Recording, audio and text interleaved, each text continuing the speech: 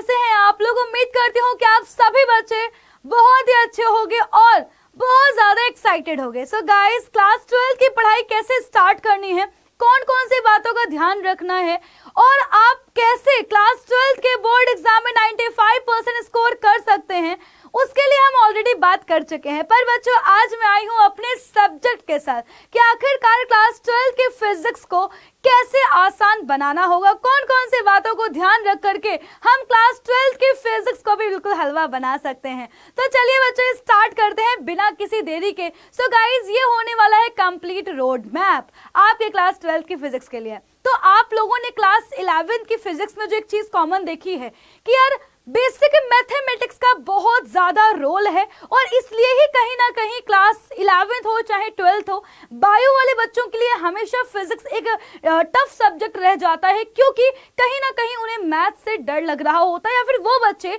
जिनकी calculation strong नहीं होती है, जिन्हें बेसिक मैथमेटिक्स नहीं पता होती है, उनके लिए फिजिक्स काफी ज्यादा जो है टफ लगता है उनको। सो गाइस, सबसे पहले तो आपके पास अभी टाइम है, जब तक आपकी क्लास स्टार्ट नहीं हो रही है उसके पहले एक बारी वापस से आपको बेसिक मैथमेटिक्स के सारे कॉन्सेप्ट स्ट्रॉन्ग कर लेने हैं। बिकॉज मैं पहले आपको बता दूं, क्लास 12 के फिजिक्स में भर भर के हर चैप्टर में डेरिवेशंस है। एंड बच्चों, डेरिवेशंस में हम मोस्टली यूज करने वाले हैं डिफरेंशिएशन का, इंटीग्रेशन का। तो अगर आपको डिफरेंशिएशन नहीं पता है, इंटीग्रेशन नहीं आता है, तो जा करके आज ही सीख लीजिए बच्चों, सबसे पहली चीज है। देन बच्चों, जो दूसरी मोस्ट इंपॉर्टेंट थिंग है बेटा, वो अपना सिलेबस। तो गाइस, मैं आज जो सिलेबस लेके आई हूँ वो एनसीईआरटी के अकॉर्डिंग लेकर के आई हूँ।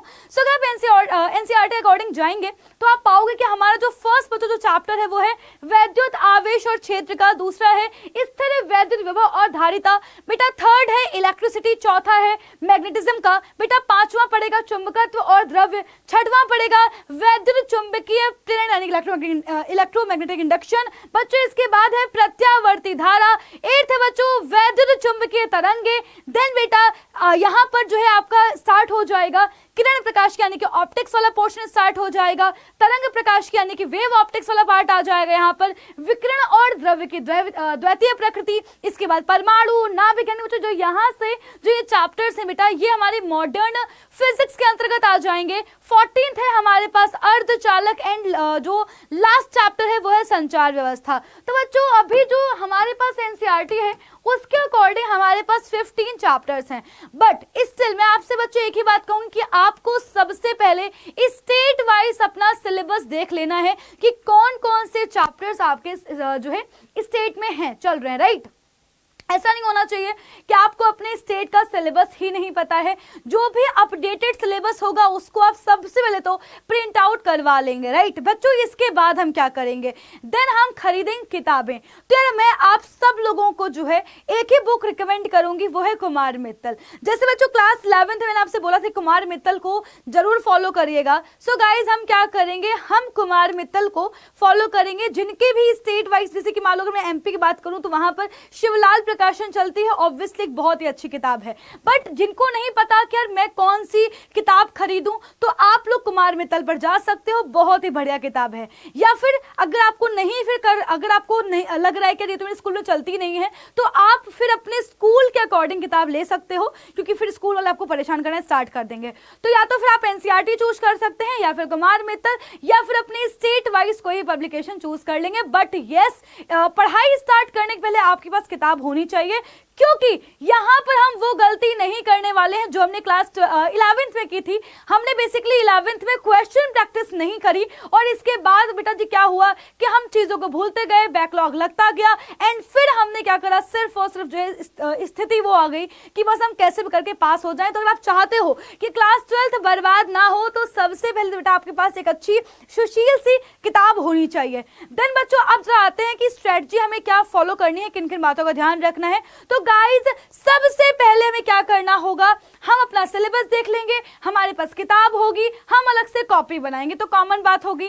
बच्चों, इसके बाद हम स्टार्टिंग से ही चैप्टर वाइज नोट्स बनाएंगे। क्या करेंगे, चैप्टर वाइज नोट्स बनाएंगे। बच्चों, जब हम चैप्टर वाइज नोट्स बना रहे होंगे तो नोट्स को हम दो तरह से बनाएंगे। सबसे पहले तो जैसे कि मान लो हमने जो है लेक्चर नंबर 1 स्टार्ट किया, तो आपने क्या किया, जो भी लेक्चर आपने पढ़ा उसके प्रॉपर अच्छे से नोट्स बना लिए, सलीके से नोट्स बना लिए। अब बच्चों सपोज हमारा जो पहला चैप्टर है वो लगभग 8 से 9 लेक्चर में जाके खत्म हुआ, तो आपने क्या करा, आपने 9 लेक्चर के अच्छे से नोट्स बना रखे हैं। फिर हम क्या करेंगे, जैसे ही चैप्टर फिनिश होगा तुरंत के तुरंत स्टार्टिंग से ही जैसे ही चैप्टर फिनिश हो जाएगा उसके हम प्रीवियस ईयर क्वेश्चंस की प्रैक्टिस करेंगे। क्योंकि बच्चों अगर हम स्टार्टिंग से ही प्रीवियस ईयर क्वेश्चंस लगाते जाएंगे तो हमारा प्रॉपर बोर्ड के हिसाब से तैयारी होती जाएगी।